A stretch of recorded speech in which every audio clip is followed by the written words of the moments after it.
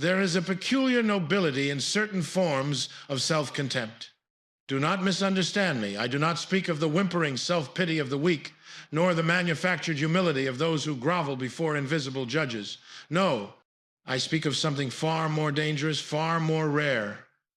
The self-contempt of those who have looked into themselves and found something wanting. You see, most people never truly despise themselves because they never truly see themselves. They live in a comfortable fog, a twilight of half-truths and borrowed opinions. They mistake their reflection for their essence. They call their habits their character. They believe the story they tell at dinner parties is the same as the life they have lived. These people cannot despise themselves because they have never met themselves. They are strangers to their own abyss. But there are others, rare souls, dangerous souls, who one day pause before the mirror of their own becoming and feel a profound revulsion, not at their appearance, not at their circumstances, but at the spirit that has animated their choices. They see the smallness of their ambitions. They recognize the borrowed nature of their values. They feel the weight of all the times they said yes, when their deepest instincts scream no. They perceive, with terrible clarity, the distance between what they are and what they might have become. This is the beginning of something. Most moralists would tell you to love yourself. Accept yourself as you are. They chirp like birds who have never known the sky beyond their cage. Be kind to yourself. Practice self-compassion. These are the lullabies of the last man, that creature who has made himself so small that nothing can hurt him anymore, who has arranged his life so carefully that nothing surprising can ever occur. But I tell you, there is a self-contempt that is the first dawn of greatness. Consider the sculptor who stands before a block of marble. Does he love the stone as it is? Does he accept its current form? No, he sees in it something hidden, something imprisoned, and he despises the excess that conceals it. His hammer falls not from hatred, but from a kind of violent love, love for what could be, love strong enough to destroy what merely is. You are both the marble and the sculptor. And the first blow of the hammer is always struck in a moment of profound self-recognition. This is not enough. This is not what I am capable of. This small, comfortable, compliant thing I have become. This is not the music I came here to play. Do you feel it? That restlessness, that gnawing sense that you have been living someone else's life, speaking someone else's words, pursuing someone else's vision of success? Good. Excellent. This discomfort is not a disease to be cured. It is the first symptom of awakening. The caterpillar, before it transforms, does not celebrate what it has been. It dissolves. It falls apart. Only those willing to despise their current form can transform into something with wings. But here is where the path becomes treacherous, where most souls lose their way. For there are two kinds of self-contempt, and they lead to opposite destinations. The first kind, the kind practiced by the herd, by the priests, by all those who traffic in guilt, is a self-contempt that seeks to diminish. It says, you are bad, you are sinful, you are broken. You must humble yourself. You must make yourself smaller, quieter, more obedient. This self-contempt is a weapon used by those who fear your strength. It does not inspire you to become more. It commands you to become less. It is the contempt of the slave who has been taught to love his chains. But there is a second kind of self-contempt, the aristocratic kind, the kind that belongs to those who are becoming, and it is entirely different. This contempt says, I am capable of more. This version of myself is too small for the vision I carry. I have been playing a character in someone else's drama when I should have been writing my own tragedy. This self-contempt does not diminish. It demands. It does not make you smaller. It shows you how small you have allowed yourself to become. Do you see the difference? One form of self-contempt bows before an external judge, God, society, the opinions of neighbors, the tribunal of what people will think. The other answers only to an internal standard, a vision of excellence that you yourself have glimpsed in your highest moments. One is the contempt of the condemned prisoner. The other is the contempt of the creator who sees the gap between sketch and masterpiece. I have watched countless souls mistake the first for the second. They despise themselves, yes, but they despise themselves for failing to meet standards they never chose, for disappointing authorities they never respected, for falling short of ideals they never believed in. They carry the voice of every disappointed parent, every judging teacher, every sneering peer, and they call this chorus conscience. They torture themselves daily, but for what? For crimes against values they inherited like furniture from a dead relative's estate. This is not the virtue I speak of. This is merely the internalization of your chains. The virtue of true self-contempt, the kind that serves your becoming, requires first that you have a vision of what you might be. And here is the paradox that so few grasp. You cannot despise your current self meaningfully unless you have first imagined a higher self worth desiring. The sculptor sees the angel in the marble before the first chip falls. The contempt is not for the stone itself, but for everything that is not yet the angel. So I ask you, what is your vision? Not what your parents wanted for you. Not what your culture has scripted as success, not the safe, comfortable, socially approved trajectory that leads from mediocre beginning to mediocre end. What is your vision? What form is struggling to emerge from the uncarved block of your days? If you cannot answer this, then your self-contempt is merely borrowed pain, and you would do better to find some distraction, some comfort, some ideology to numb yourself with. Join the herd. Accept your smallness. Make peace with your mediocrity. At least then you will suffer less. But if you can answer, if somewhere in the depths of your being there burns a vision of what you might become, if you have tasted, even for a moment, the possibility of a life lived at full intensity, then your self-contempt becomes a sacred tool. It becomes the voice that says, not this, not yet, not enough. Let me tell you what happens to those who embrace this second kind of self-contempt. They become uncomfortable to be around. They no longer participate enthusiastically in the rituals that give life meaning for the majority. They look at the busy world with its careers and its mortgages and its carefully planned retirements, and they feel a profound alienation. The herd senses this. The herd always senses when one of its members is preparing to leap the fence.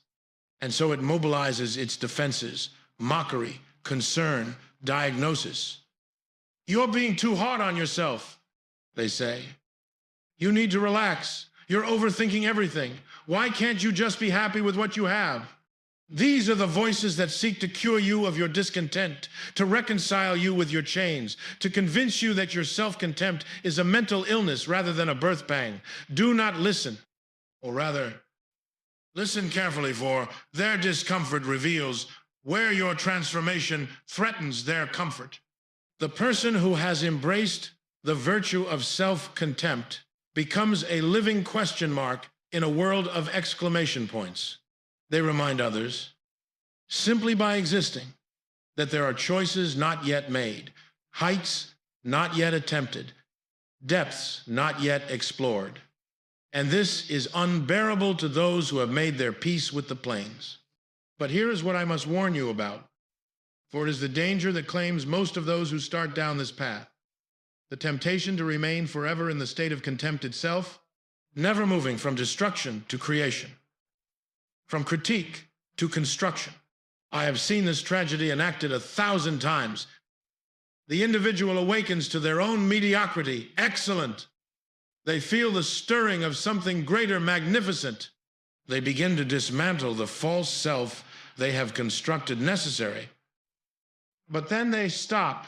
They become professional critics of themselves, connoisseurs of their own inadequacy, experts in cataloging everything they are not, This is self-contempt that has curdled into paralysis. It is the sculptor who spends so much time studying the imperfections of the marble that he never strikes a single blow.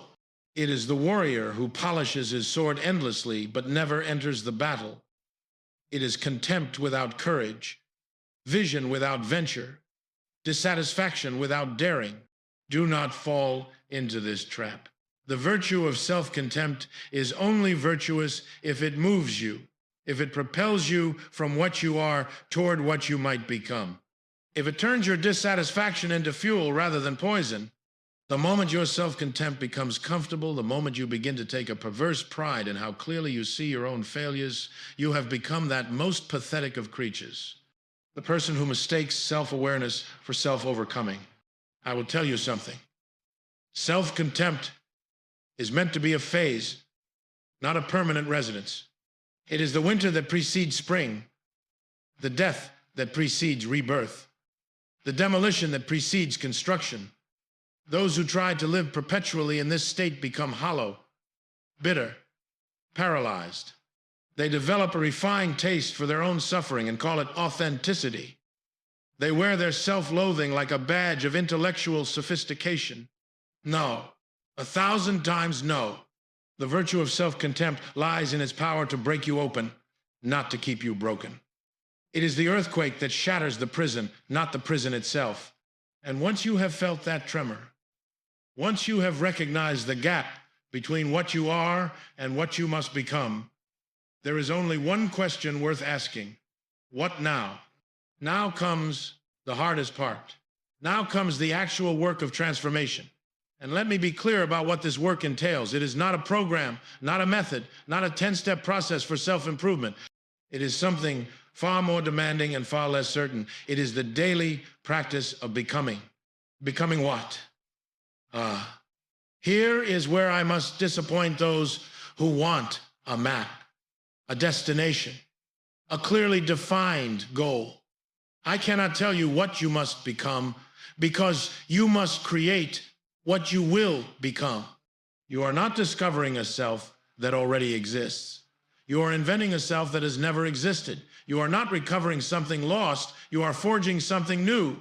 This is why the virtue of self-contempt is so rare. It requires not just the courage to reject what you are, but the even greater courage to accept responsibility for what you will be.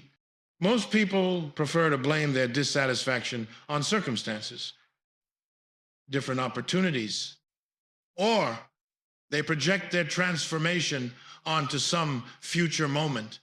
Once I have more money, more time, more freedom, then I will become who I truly am. These are the delusions of those who lack the stomach for self-creation.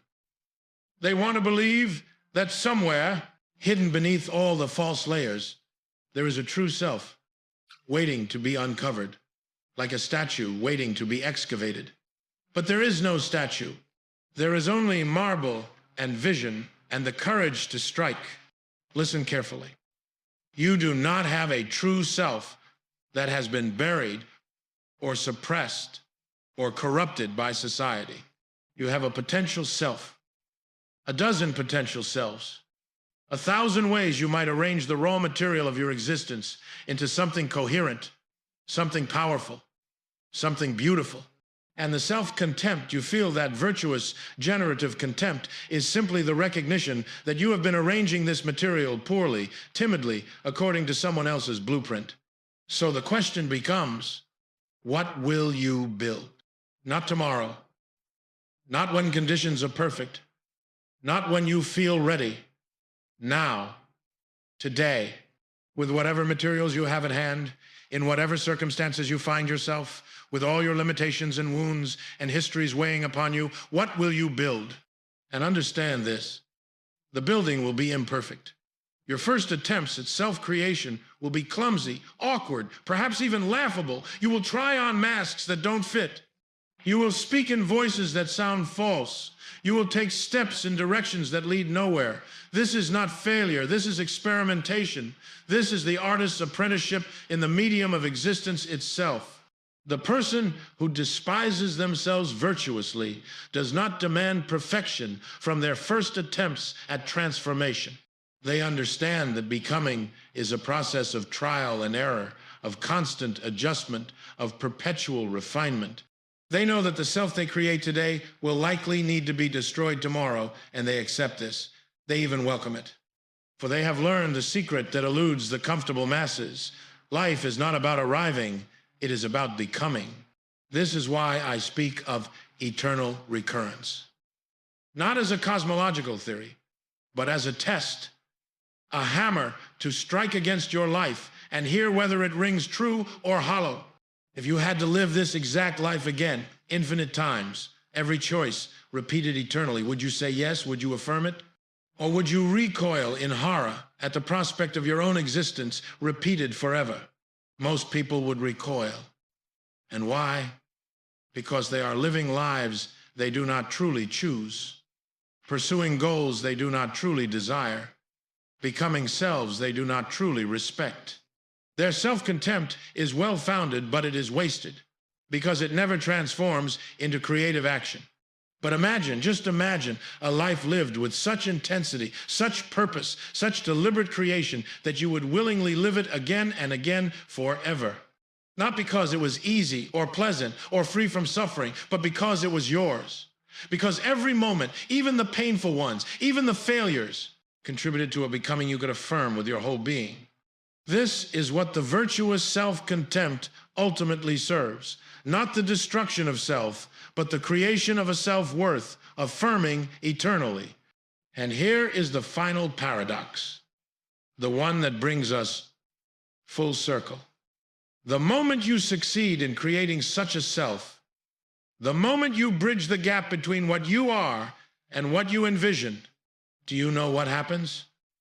You will see with fresh eyes new inadequacies, new heights to climb, new versions of yourself that shame your current accomplishment. The self-contempt returns, but now it is not the contempt of the slave for his chains, nor even the contempt of the sculptor for the uncarved marble. It is the contempt of the Creator who has tasted creation and now hungers for greater creation still.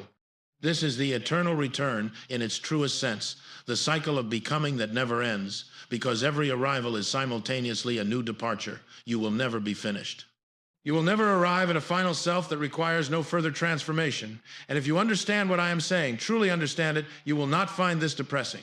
You will find it exhilarating, for it means you are never trapped. It means that no matter how far you have climbed or how much you have achieved, there are always new mountains to discover, new selves to create, new ways of existing you have not yet imagined. The self-contempt that once seemed like a curse reveals itself as a gift, the gift of perpetual possibility, of endless becoming, of freedom from the prison of any fixed identity. So I say to you, embrace the virtue of your self-contempt. Let it show you the distance between what you are and what you might be. Let it disturb your comfort and shatter your complacency. Let it whisper to you in the night, not this, not yet, not enough. But do not stop there. Do not make a home in your dissatisfaction. Use it as fuel. Transform it into action. Let every moment of self-recognition become a hammer blow against the marble of your becoming. Strike boldly. Strike badly, if you must. But strike, and when you have created something, some self, some life, some work that you can stand behind and affirm, pause only long enough to catch your breath before you begin again. For this is the dance of becoming. Contempt and creation. Destruction and construction. The eternal rhythm of those who refuse to be finished. The herd will call you restless. They will say you are never satisfied, never content, always seeking something you can never find. Let them say it. They are right, but they do not understand what they are describing. They see disease where there is health, curse where there is blessing, prison where there is freedom. You are not cursed by your dissatisfaction. You are blessed by your hunger, and that hunger, that virtuous self-contempt that drives you ever onward, ever upward, is the very signature of your nobility. Now go. Create yourself. Destroy yourself. Create yourself again.